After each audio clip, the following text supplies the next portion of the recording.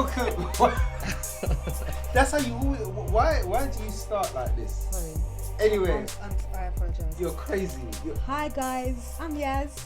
And I'm KJ, and welcome to Lounge Academics. This is our podcast. Look, people, it's great to see you as always. You know, as always, if you haven't done so yet, Press that subscription button. and the notification bell to let people know to let you know actually, when another episode's come up. So it's great to see you. Do you know what, right? I'm so excited about this. I'm so excited about this episode because we've got like an ex-battle rapper, right, up in the building, you know. This man is serious, actually. He's very inspirational. This guy's doing so much and intends to do so much more for the community. But just I'm just gonna warm you all up, get you used to him, get into the idea of him being in the studio. So let me just read out his bio, right? This is his bio that he sent over to us. So George Kelly is a writer, editor, entrepreneur, and a former battle rapper. His short stories have been published in numerous anthologies in both the US and the UK. He's currently signed to Piers Blofeld of Shield Land Associates, I hope I pronounced that right.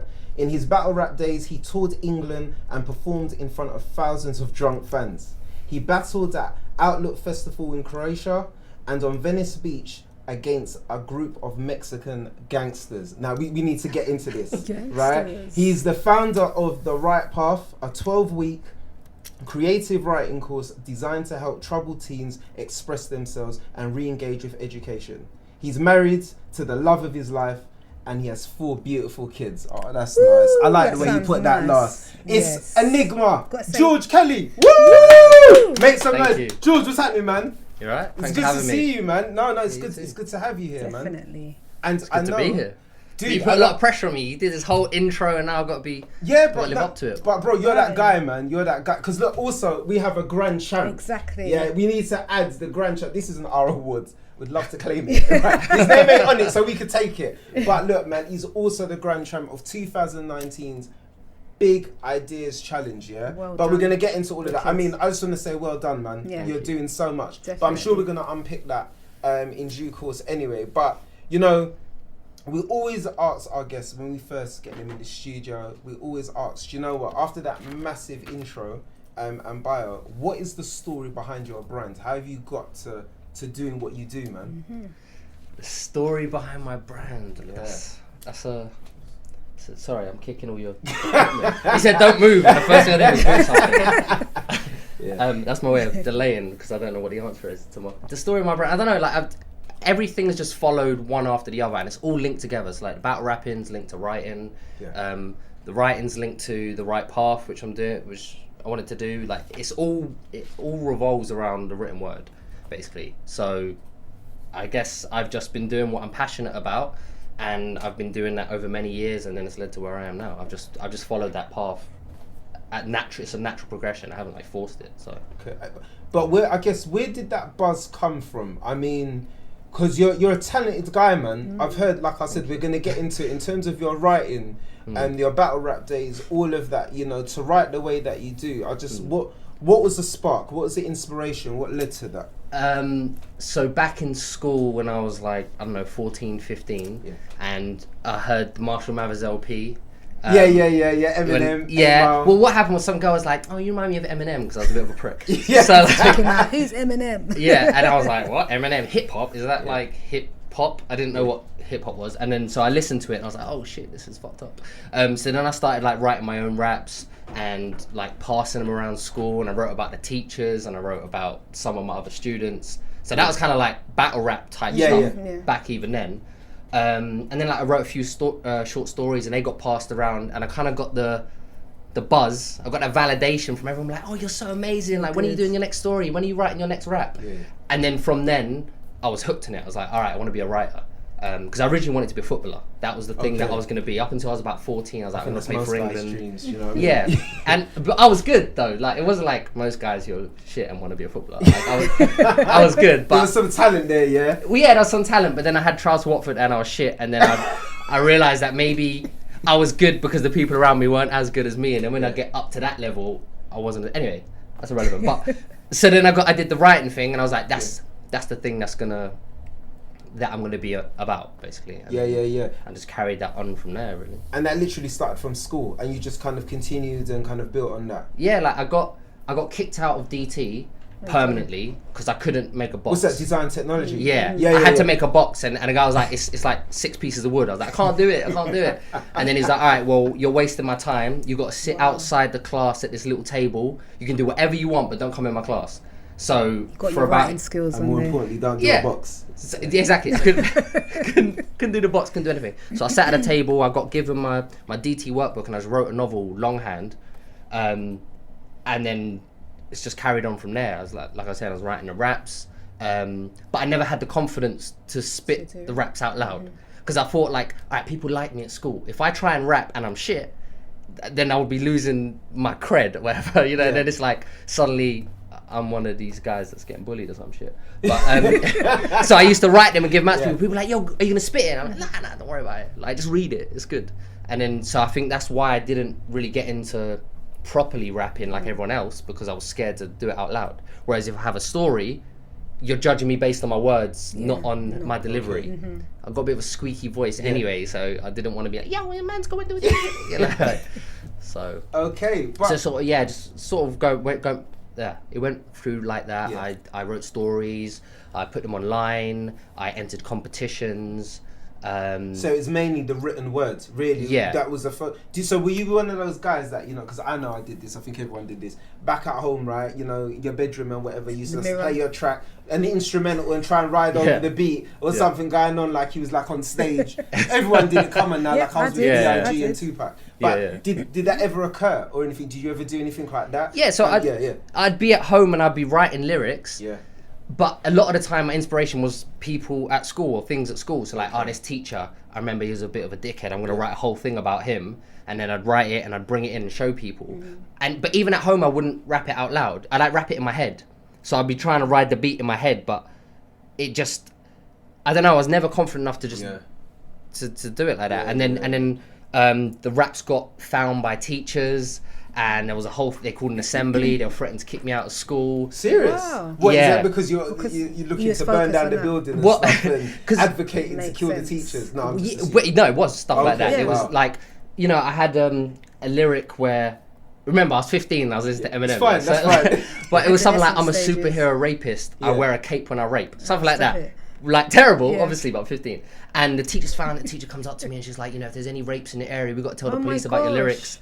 And I'm like, this isn't They're like thinking that she some didn't do deep what they fantasy did. that I've written up. This is one line in a rap because I'm trying to emulate Eminem and be like him.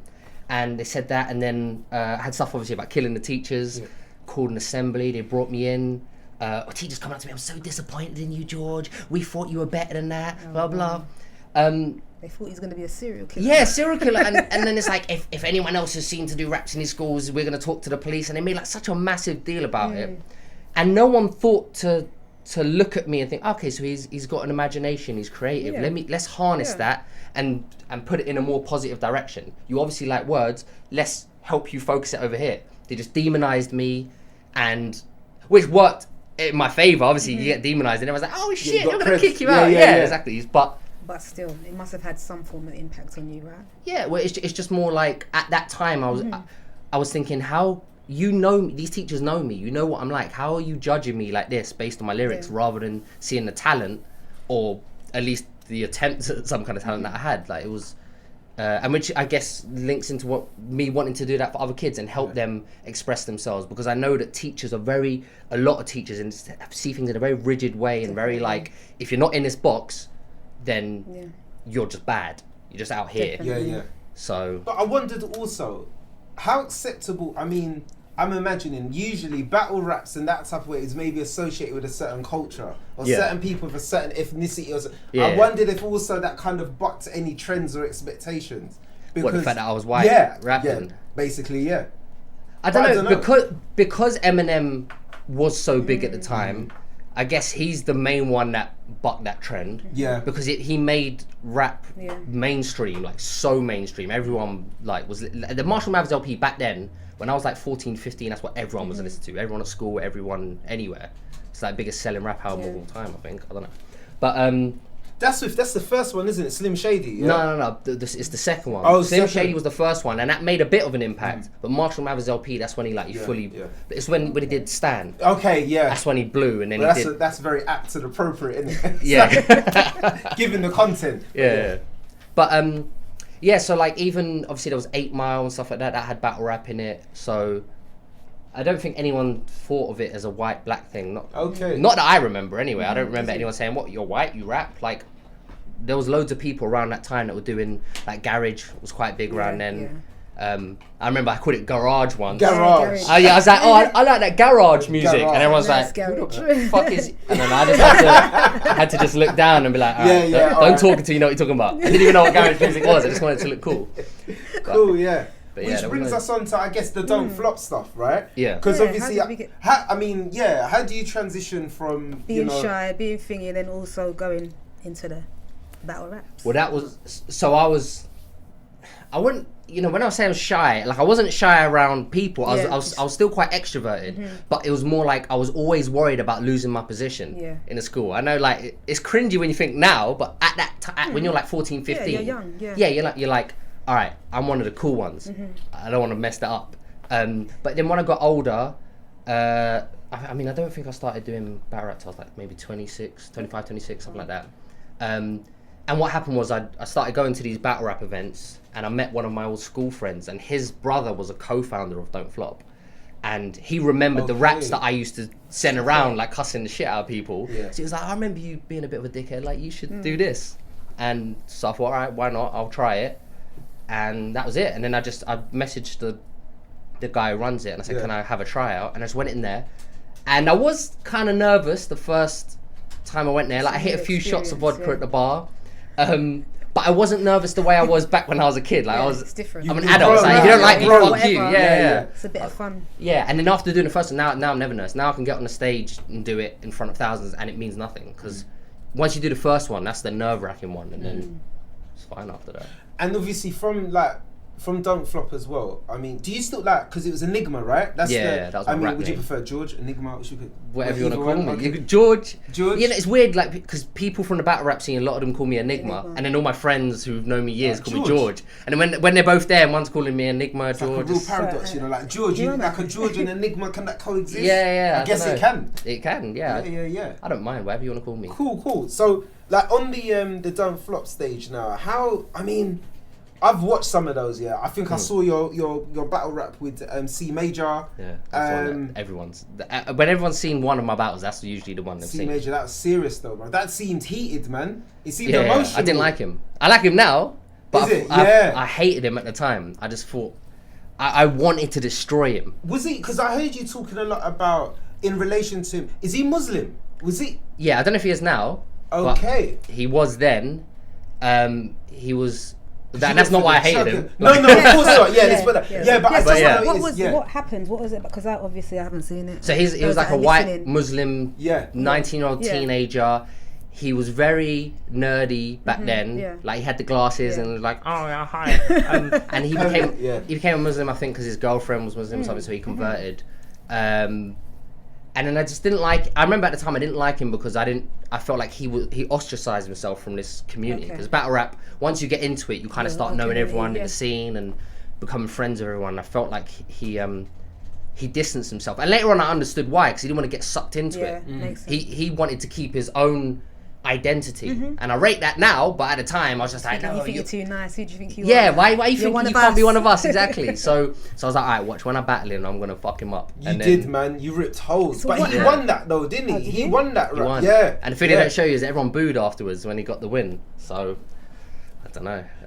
So because you've done quite a few battle rap sessions at Don't Flop. How many have you won? Like how many how many have you done, and how many of those did you win? Would you say you took the title? I've maybe done like 14 or 15, maybe even more, I'm not sure, but they stopped count. At the beginning they were doing the judging, they would have 3 judges afterwards, and then stuff like the C Major thing, when there's a lot of contention around it and people say, oh, the judges don't know what they're talking about, he should have won that.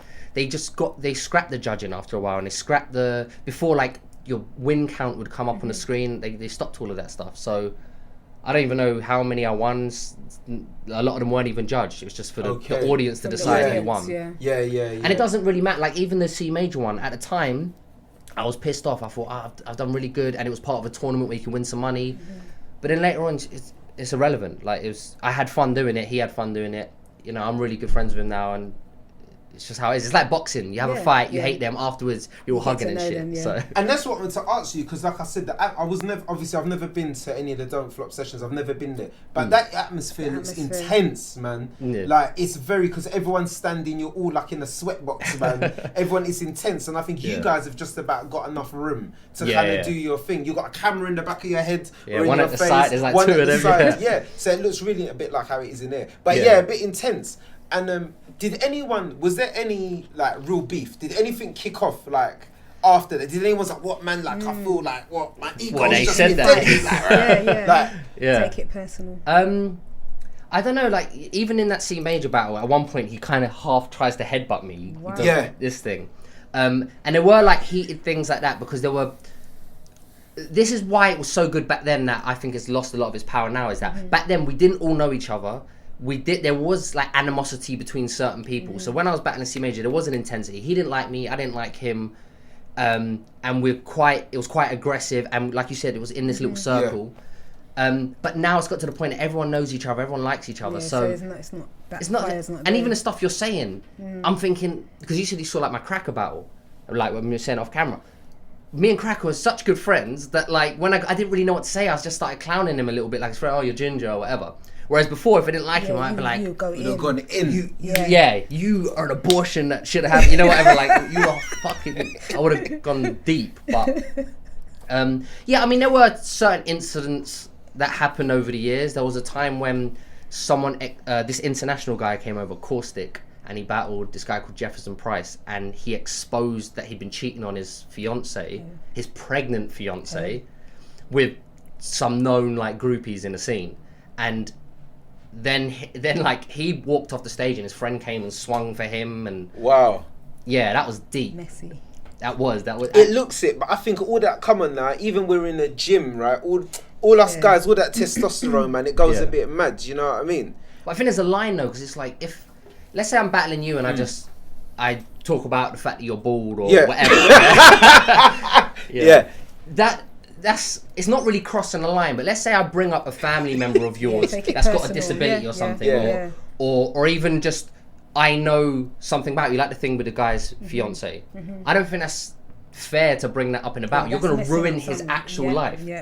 There's a thing about a bit of a competition pregnant as well, so it makes it even worse. Yeah, and you know she's not going to leave him, so you just fucked up their relationship for no reason. And like he hasn't been back since. Like he's literally moved out. Like he's off the internet, off Twitter, off everything. Obviously, he's gone to the, I will never do anything again, keep me, save me, whatever. So a Kevin Hart moment. Yeah, I was just thinking that, you know, a Kevin Hart moment, boy. Yeah, it's serious. Oh my gosh, wow, that's mad. So I can understand why that would lead to, you know, fights and stuff. But otherwise, it's not like that. It's like, it's a competitive kind of sport, not sport, but you know, it's competitive. It's about wit, banter, skills, wordplay, all of that, which I think is just heavy. That's what I think. And is you do really end cool. up liking the people that you didn't like before, because you have a begrudging respect for them. You know what they're doing, and afterwards you have a drink, and then suddenly it's like, why did I not like this guy? Like, you're actually cool. Yeah, you're cool, exactly. Unless they're not, then it's like, oh, I know why I hate this prick. But cool. So tell me. You know, there's a mention of how, you know, you did one battle, like I said, in front of like Mexican gangsters. Please elaborate on this. What was that about?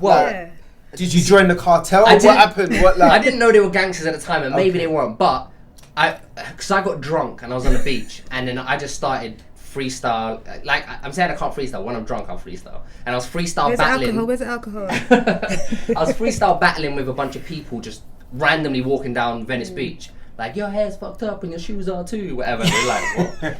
And then these three guys came up, like these Mexican guys, and I'm rapping with them, and they're like going hard, and I'm saying like, this guy had 3 dots here, like 3 tattoos, and I was like, I'll put 3 shots on your 3 dots and all that. And it was only later on when I like googled the 3 dot tattoo, and apparently it's meant to be some kind of gang thing or prison tat or whatever. So, but at the time I'm like, I'll fucking kill you, and like, you know, in my rapping I didn't feel like there was any danger, but later on I researched and I was like, oh shit, those guys might have been really offended about me talking about this gang tattoo, whatever it was. But nothing came of it. But nothing came of it. Yeah, They were really like cool about it because afterwards we were all laughing and whatever. It's like I said, it's the same thing. They saw it as a competition. Culture, I'm cussing them saying, "I'll fucking kill your whole family" or whatever. Now, if I'd said that to them just in the street normally, you'd be all over. hey, what you say, homie? Yeah. You know how What it you goes, say? innit? You say? Yeah, Oh shit. and it would have been on Game But over. that's what I'm saying. That's how it looked. Because for me, I don't know, man. Because some of us guys come and we can get a bit silly sometimes, you know. Yeah, but yeah. you've been lucky, man. Enigma, you've been lucky. What, Or that very haven't been fortunate. jumped? Yeah.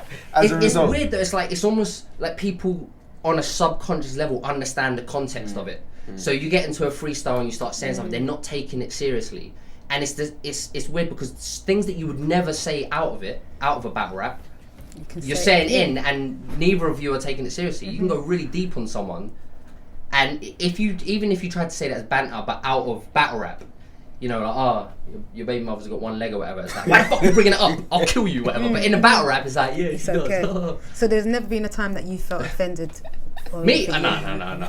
See, I can't be Baby mother's offended, got one even leg. in real that's life. what you're doing. Yeah, I can okay, relate to cool. that. Yeah, I don't get Trust offended. I think you can't be offended by words. Like I just think this. I mean, Sorry. you can, and certain Some people can, it but depends if your mindset.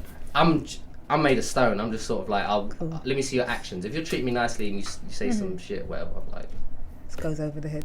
yeah, exactly. You know who you are. Exactly.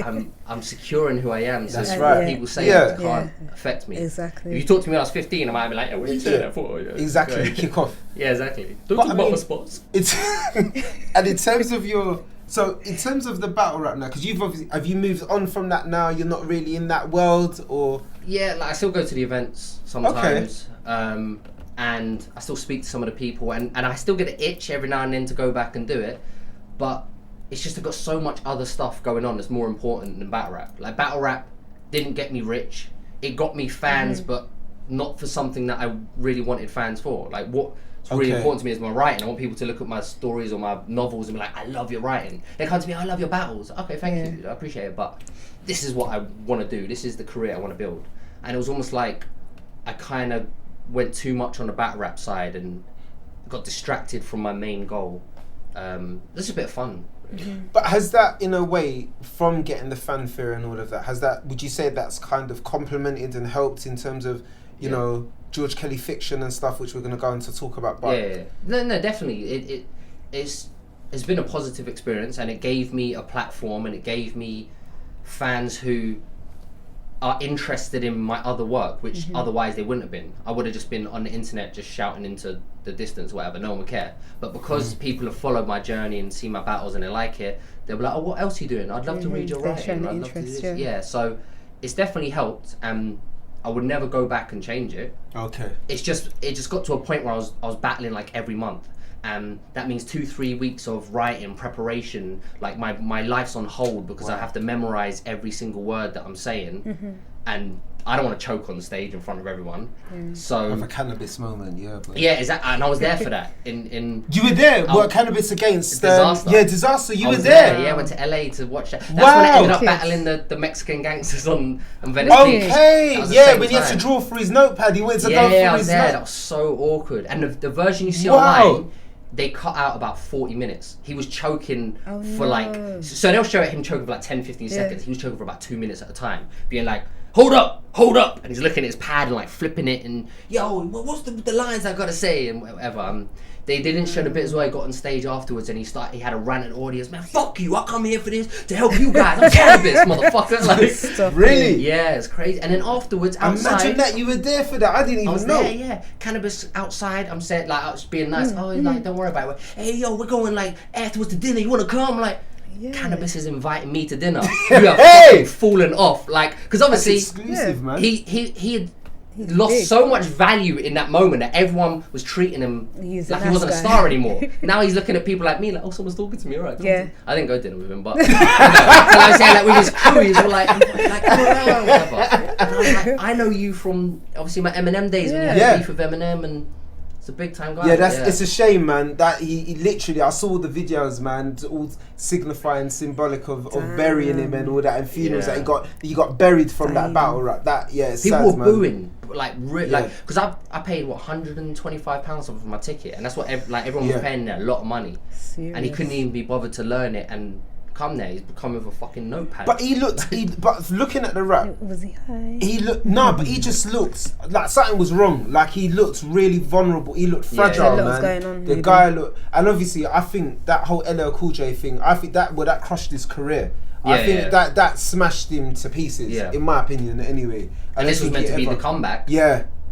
But So that was meant to, I think remember to try and give him a bit more credibility, because he had gone down for a while. Who'd heard Canibus for a while? it was finished. And that guy was an ill MC, man. I mean, he's like, I think, he blatantly took, you know me, I believe he took LL Cool J out in that whole thing, man. But I think, obviously, I think, wordplay, in terms of his lyricism, definitely. Much better.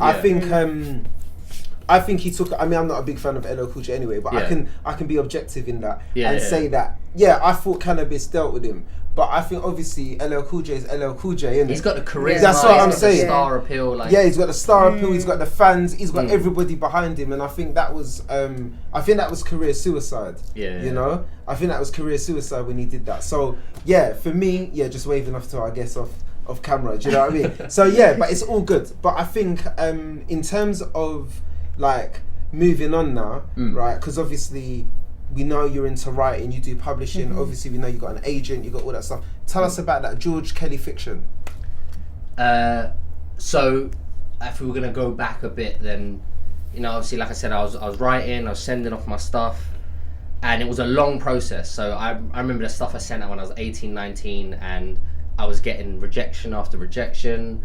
I had one agent who said, "Stop messaging me, like your work's trash." Like, but he said it in a nice way, but he was like, he said something like, "Truthfully speaking, this is one of the worst things I've ever read, and you need to read more, and you need to write better, and all of this stuff." Wow. And but I love that he did that, because that spurred me on. Because I was like, all right, cool. So there's something that I'm doing that's not right. Let me read more. He gave me like a few things. He said, read more widely, read this kind of work, whatever. And I took that on board. And then I messaged him like a few years later after I got an agent somewhere else. And I said, sorry, those tips around reading more widely. Yeah. What's that about? What are you getting from that process? Like, So why? What? How?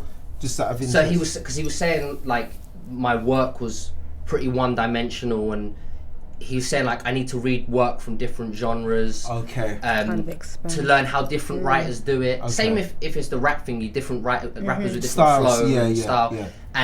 And he said I need to do that to be able to understand not only what other styles are, but why I'm using the style I'm doing and what my style is, rather than I was just writing. However, I can't even remember how I wrote back then. But when I read some of my old work, it was so bad.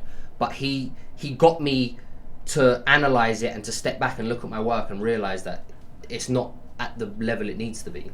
And so then I wrote other novels, I threw them away, trashed them.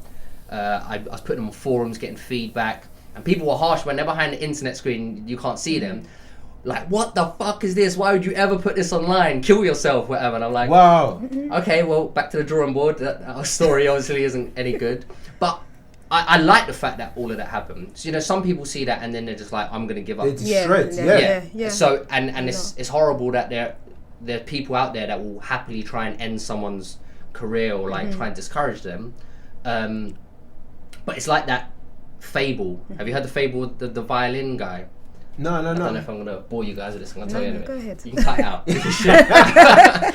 But basically, it's like this guy goes up to like one of these famous violin teachers, and he's like the most famous guy in the world, and he plays the violin for him, and he goes, "What do you think?" And he goes, "Yeah, it's alright. I don't really think you got what it takes to make it." And then like years later, some stuff happens, and he finally goes to like Carnegie Hall or whatever the big one is, and he plays on the stage. And as he's coming off, he sees his teacher, and he says, I just made it. I'm one of the biggest violinists in the world. He's like, you said to me that I was worth nothing and that I wouldn't make it. And he said, oh, I just say that to everyone. If you really wanted it, you're going to make it anyway, regardless of what I say. Something like that. I probably fucked up the whole fable, but it's something along those lines. And so we get it. It ignites you. It makes you want to do better. Yeah, I had the passion regardless. You could tell me I'm the worst writer ever. I'm going to still write because that's what I wanted to do. And it spurred me on. It made me think, I'm going to prove all these people wrong. And also, they're saying it for a reason. Because if it's good, they wouldn't say it. So there's something that I can take from that. So, Wow. But again, that's sending off to however many agents, and then some write back and they say, we like it, but we don't know if we can market it. We like it, but we don't like it enough. Or it's good, but this. That would send me mad. And this is the thing why I can't. I Like, would have writing, given up. Yeah. this is the thing, because obviously you pour your heart and soul into this, right? You've written like novels, yeah? It's not like it's a 2-page article, do you know what I mean? You write like 500 pages. Trust me, and then people are like binning it. Like, they're like, no, this is... Yeah. And I mean, during those times, how do you... Like, I guess if you was giving tips to other writers, that are coming through, that are writing and are getting knockbacks, I mean, what would your advice be to them, like in terms of that resilience and stuff? My thing is that I think you should aim to get rejected. And that sounds like counterintuitive, but my thing was like, all right, I'm going to get 50 rejections on this novel. And that's my goal, to get 50 rejections. Because if you think my goal is to get this accepted, you send it out to 3-4 people and you're waiting around. Oh, like, when am I getting an email back? And sometimes it's 2-3 months before you even hear back. And if you're waiting 3 months on edge, when you get that back, that's going to crush you. Because you've put all your hope into that. I didn't worry about that. I said, all right, I'm going to send off 50 and get my 50 rejections. Whilst I'm waiting for these rejections to show up, I'm going to work on my next book. Else. Yeah. And then when the rejections show up, I was like, okay, cool. I put it all in a file. I'd keep all the emails, whatever. All right, I'm going to remember those. And then I'm already working on my next project. So then when I finish that one, all right, I want to get 50 on this one or 100 rejections on this one. And then what happens is you send off, I used to send them off in chunks of 10 or whatever. So I get 10 rejections, then send off another 10. I'm not even expecting an acceptance. And I get, we like this, could we see the whole thing? I'm like, whoa, hold up, what? Okay. Yeah. I thought I was getting a rejection, but all right, cool. And then it gives you a little bit of a boost. So I think like... But then I guess also it speaks to your motivations and why. well, If you're a writer, you're a writer. That's what you do. It's passion, so isn't it? regardless to whatever anyone thinks, that's what you're going to be doing, I guess. Yeah. And I guess then that comes down to why people... If people are doing it to be applauded or to get accolades or whatever, then you're in the wrong game. Do you know what I mean? Yeah. So I get where you're coming from. If you're someone you've written this book and you're like, oh, this is going to make me rich and famous and whatever else, you're putting all of your happiness and all of your success and whatever on this one project, and you're putting too much pressure on it, and then you're sending it off and you're like, please, my life would be so much better if only this would get where I need it to be. Whereas I think true happiness is in the process of what you're doing. When I'm writing a novel, that's when I'm the happiest. When I send it off, whatever, if it doesn't get picked up, cool. If it does, it's a bonus. I'll run around and tell my wife, oh my god, it got picked up, you know. This agent wants me, I can't believe it, ever.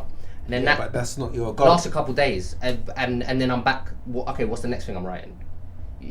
No one, I mean, even actors, when they win an Oscar, they've gone their whole career to win the Oscar, they win it, then a week later they're like, okay, now what do I do? Exactly. Now they need to get a new goal and a new thing and new motivation to...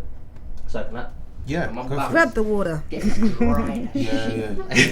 So I don't want to be spitting all over you. Yeah, it's alright, man. You kind of got part of that already. You got the glasses on. Yeah. It's my shields, man. Do you know what I mean? No, but I hear you. I totally hear you in that. And that's the thing, innit, Yazz? Because at the end of the day, we speak to so many people on the podcast, and it comes back to what are your motivations for what you do. And we are, I mean, you're on the gram, you're on the Instagram, there's this whole culture of people just wanting to get these likes, these follows, to be accepted, you know? It's not always about the likes, is it? No, totally. And like, And it's meaningless as well, because if you're getting likes, I mean, for instance, even with the battle rap thing, I noticed that when I did the battle rap, afterwards, because I had fans, they'll like whatever I say or put out. Because they're fans of me. They're fans. Yeah. So it almost loses a bit of meaning at one point, because then they're like, oh, that's so funny, and I'm like, it wasn't really that funny. Like, you're just laughing because it's you. Because it's me. So you have to have your own objectivity and be able to look at your stuff and think, is it actually interesting? Is it any good?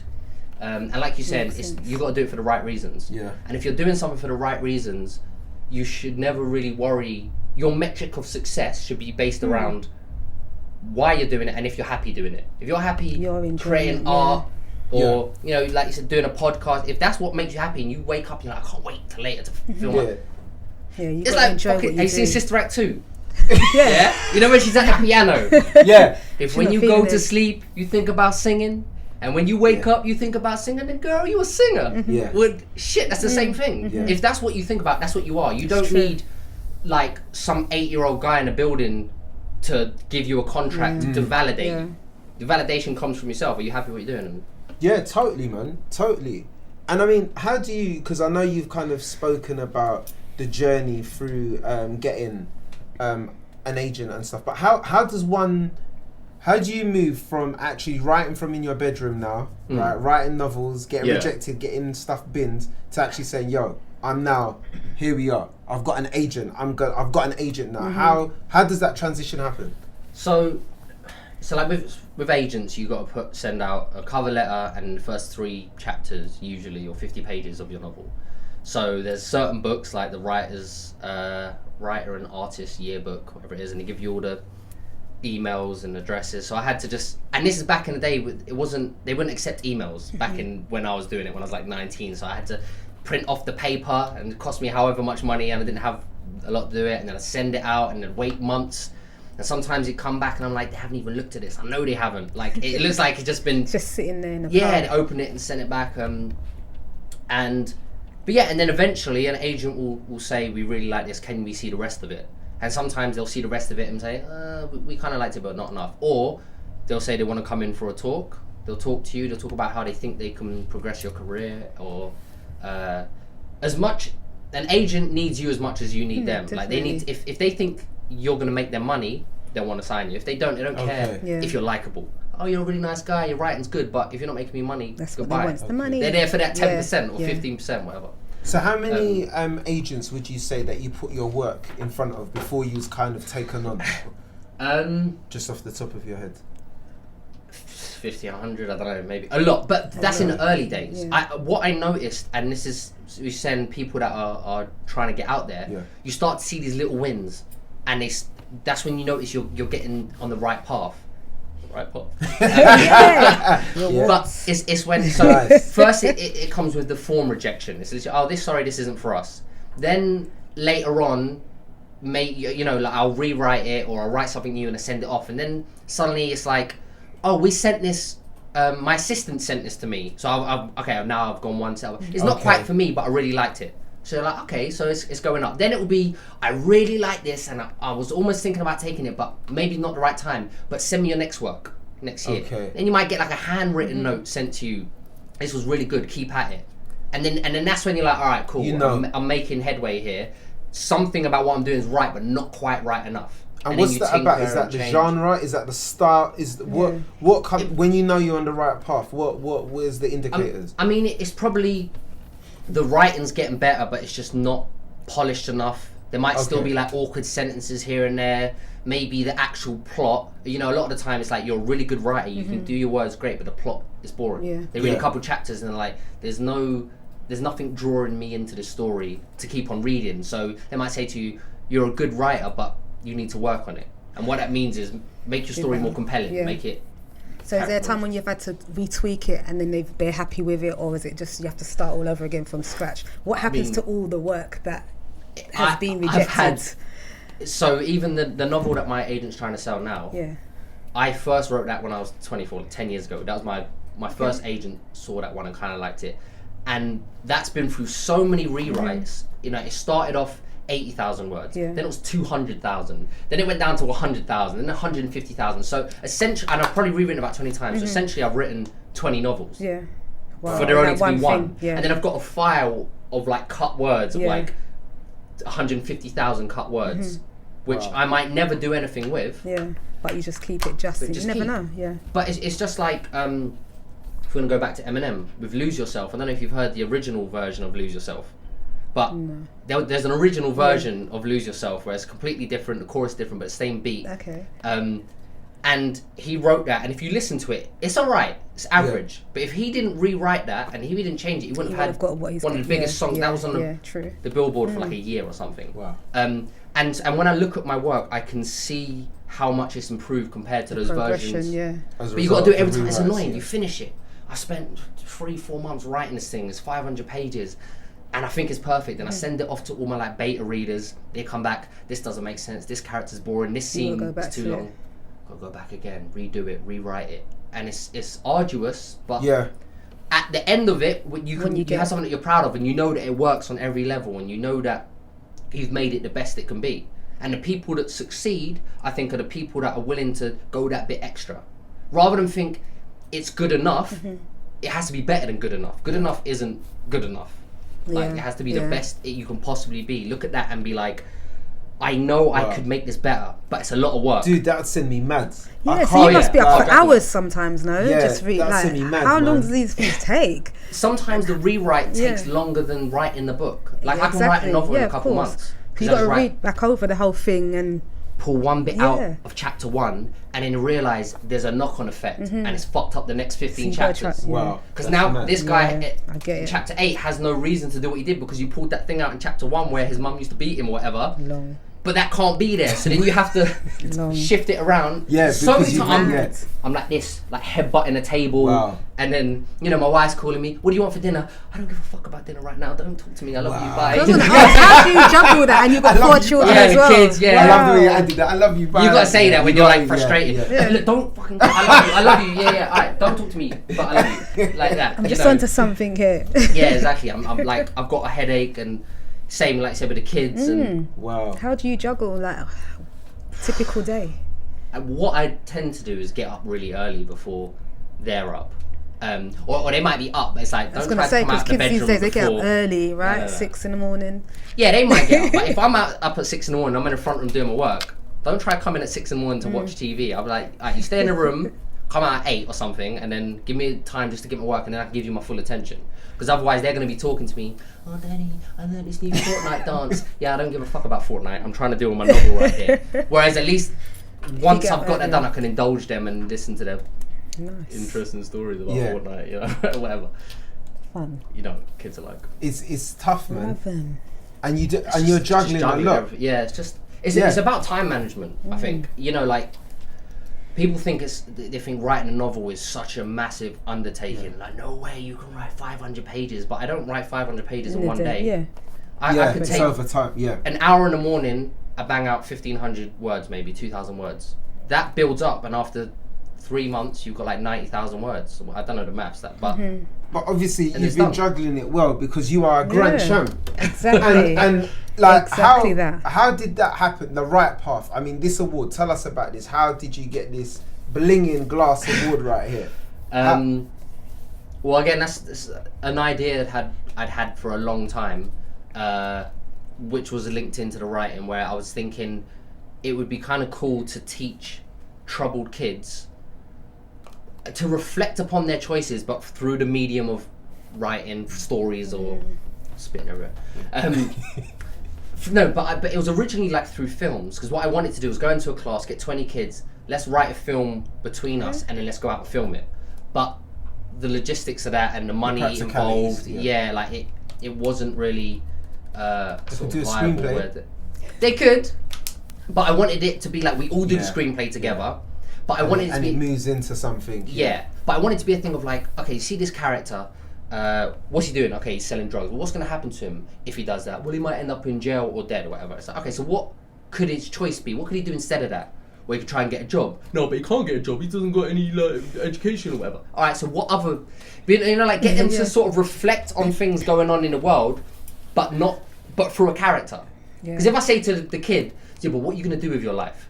Well, don't worry about it. I'm going to do what I'm going to do. Like, people get defensive. Yeah, of course. So it's It like, gives them an opportunity to reflect. and also to put it on somewhere else. You know, it's yeah. a different focus, a different area. You can Exactly. deal with people at a distance. Do you know what I mean? Yeah, As yeah. opposed to dealing with your own stuff. Exactly. Yeah, so let's say yeah. like someone's mum's a crackhead or something. If I was to come to you and be like, tell me about your mum, you're not going to want to talk. Why do you need to know about my mum? Fuck you. Yeah. She's a crackhead, isn't it? Yeah, exactly. Yeah. She takes crap. What more do you need to know? Whereas I say to you, all right, write a story, a character, you know, is an 8-year-old boy and his mum's a crackhead. How does that boy feel? And talk about it and write it it. expands more. Now you're getting your into emotion out, but in a way where you're not going to be judged. Yeah. It's that little 8-year-old boy. Yeah. So you can, I kind of want to use that to, I can't remember what your question was. Oh yeah, how did I get into the right path thing? Yeah, so that was my idea. And then I saw the big idea challenge, like it was going around the uni, and I kept like brushing it aside, because I was just like, Because you're studying at the moment as well. yeah, studying, but my main thing was like, I know someone's going to come with like the next Facebook or something. There's going to be all these like geniuses where, I've got a watch that's also a trampoline or something, and like my idea is going to be irrelevant compared to all of that. So I kept saying, no, I'm not going to do it. It's pointless. And then I was worried that it might work. So I had like a fear of failure and a fear of success. I was like, but what if it does work? Then I've got shit to do. Like, I don't know if I'm ready yet to make the idea happen. Like, I started uni so that I could get the degree to give me the credibility to be able to go and teach these kids. And you're telling me 4 years early before I've even, or 3 years early before I even got to that point, it could happen now. So I was kind of a bit apprehensive anyway. Like about 30 minutes before the cut-off, I was like, fuck it, I'm just gonna throw it in there. Okay. And I didn't even have the idea fully fleshed out. I started asking all those questions. It's like, who's this for, and what's the money, what's it called? I didn't even have a name for it. So I was like, what's it called? I'm on the right path. It's for this. I just freestyled the whole thing, put it in for, thinking I'm gonna get another rejection. You know me, I'm used to the rejections. I was like, cool, another rejection. I'll wait for that rejection email. And the thing went on one. Yeah, and then I went on one, and so there you go. And there's the reward, right? I wasn't expecting that at all. Like literally, I thought I might win my category maybe because it was the social impact category, but I didn't think I'd win the whole thing. That was how can people get so if people want to get details around like the right path, because it's a program for, as you said, people that have got kind of maybe trouble, difficult backgrounds, school kids and all that. How can people refer to the project if they want to get involved or they want to make a referral, or have you guys done? Well, at the moment I'm getting all the website done up and all that, so probably the best thing is just to email me, which is georgekellyeditor@gmail.com. Okay. I guess it's in wherever. whatever. It's pop up. It's down in the thing. Yeah. But once all the website's up and running and all of that, then I can have a place that people can check it out and see how it's going. But I'm starting in September with a school and doing the course there, so hopefully that goes well, and then sort of carry on. It will go well. It will. It will go well. And if it doesn't, then the next one will go better. I'll just learn from it. Yeah. So Definitely. Another rejection. Exactly. Just keep giving me those rejections, because then it will just fuel me to do better. So. Cool. On another note though, right? I heard New Haven, right? So you know Eazy, Eazy, the rapper that died of NWO, AIDS. Right? Yeah, died of AIDS. Yeah. I like the way you dropped that in. Yeah, it was AIDS. I just remember those commercials from, was it the 80s or the 90s around the AIDS? Like, it was just mad. But anyway, they were trying to say he got injected with AIDS. I think there's some conspiracy on there. That just doesn't make no sense. But it doesn't make. But Eazy-E was barebacking a lot of women. Yeah, but then his wife didn't. His wife wasn't affected. She ain't got HIV or anything. So anyway. Well, anyway, right. Eazy-E's dead. Yeah, it's another one. So Eazy-E's dead, right? And what it is, it's some guy, right? Some mad rapper. Well, actually, he is like some fan of hip hop, right? I just saw this on BBC the other day, right? Apparently, they've got a bench dedicated to Eazy-E in New Haven in East Sussex. Right? Most people don't even know anything about hip hop or rap whatsoever. But yet they've got a bench with a plaque dedicated to him. Do you know what I mean? I wondered, what would your plaque look like, man? What would it say to you? And where would it be? Yeah. Where would it be? I don't know. Where would it be? Well, it'd probably say like the man of a million rejections or something, but made it anyway. I don't know. I'd want it to be somewhere, like a park bench, where people sit down and they look at nature and they're inspired and whatever. I'd want it to be something inspirational if I had a plaque. Would it be Brighton? Where would it? Brighton. Brighton Pier. No, like central London. I want it to be like, I just put me to the outskirts, like Southend or something. No, like who's George? Who he? In the heart. In London, right by like all these old white dudes on the statues. Give me somewhere out there. Yeah, central London. Yeah, somewhere. Wellington or something. The guys on the horses. Yeah. You put me around there somewhere. But it'd be like, fuck all this war stuff. Yeah. I want to do the opposite of war. I want to create a legacy that's positive, not so based on colonialisation. Oh, look at all these guys. They colonise everyone. Let's give them a fucking statue. That's definitely. I don't know if you want to get into that. As we're coming towards the end. Yes. But we always ask, look, man, it's been emotional, and always we run out of time, Always.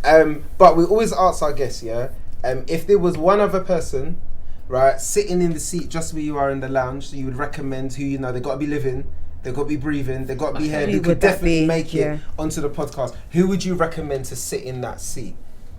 Who would I recommend? Someone that I know. Yeah, that could actually come on, and because it actually happens. People make recommendations, and that's how, and they find their way into the lounge.